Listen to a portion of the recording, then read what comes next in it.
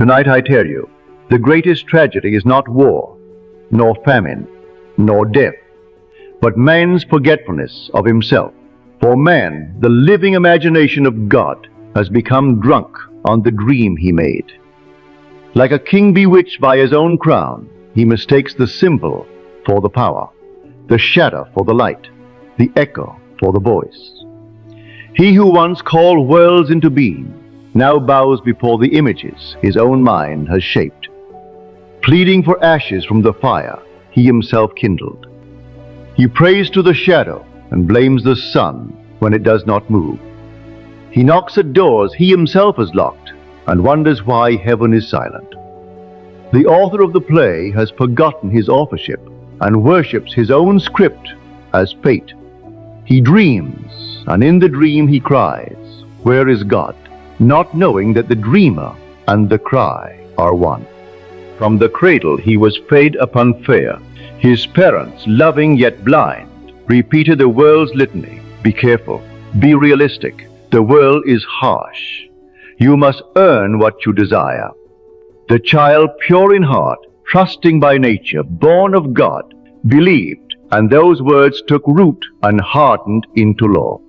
Then came the world, proud in its wisdom, teaching him to measure truth by sight, to weigh faith upon the scale of evidence, to call imagination madness, and to name doubt intelligence. And man obeyed. He built his prison and named it reason. He crowned his jailer and called him sense. He worshipped his tools and forgot the hand that held them. He adored the visible and mocked the unseen, not knowing that the unseen sustains the seen, as roots sustain the tree, as cause sustains the fruit.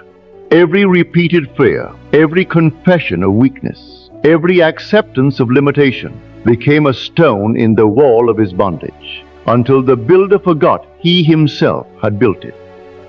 When man imagines himself small, the world becomes his mirror and shrinks to fit in.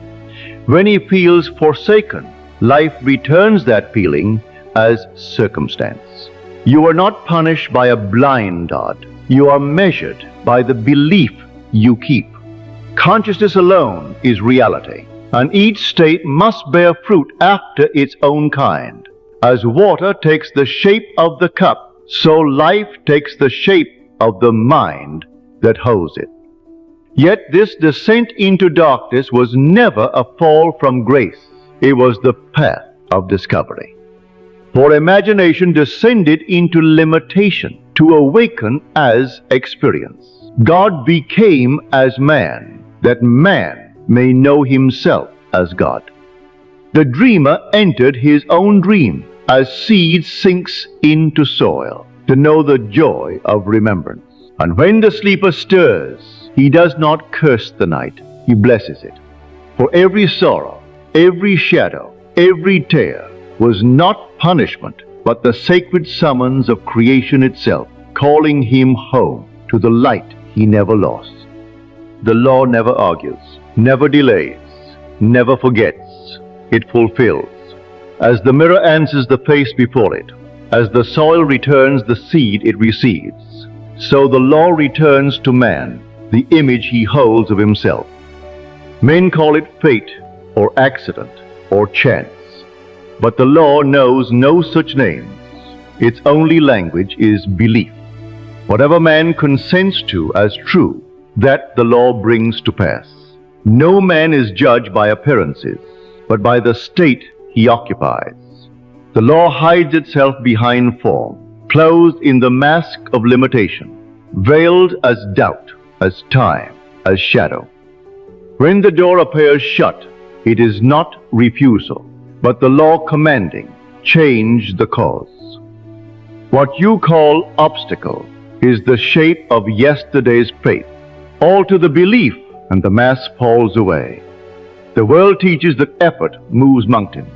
I tell you, faith alone moves the world. You need not struggle with appearances. Creation begins in assumption.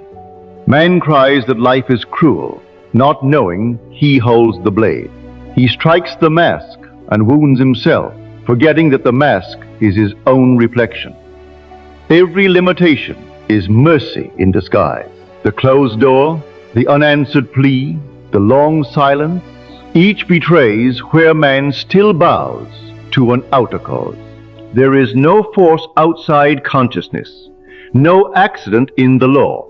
The law hides in the very act of completion, concealing itself that man may find it again, not as rule, but as creation.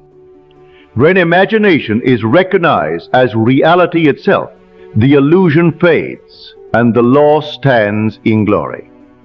And the law stands revealed, not as judge, but as faithful power, forever answering the image conceived in man. Whatever you assume as real in consciousness must appear in the world of fact. To believe is to breathe life, to doubt is to withdraw it. And all that you behold, every event, every meeting, every so-called coincidence, is the harvest of your own unseen acts. So cease your battle with shadows. Stop cursing the reflection. The law is never against you. It waits upon your assumption. And when faith speaks, the universe bends in silence. Resistance becomes harmony, and what seems stone turns to open plan. The law conceals itself that it may be discovered, and stands open to the one who dares to see imagination as fact. You never left the source. You only dreamed you had. The fall was never punishment. It was purpose. All forgetting was remembrance in disguise. All darkness was preparation for light. The hand that struck was your own, awakening itself to power. Look again upon the world.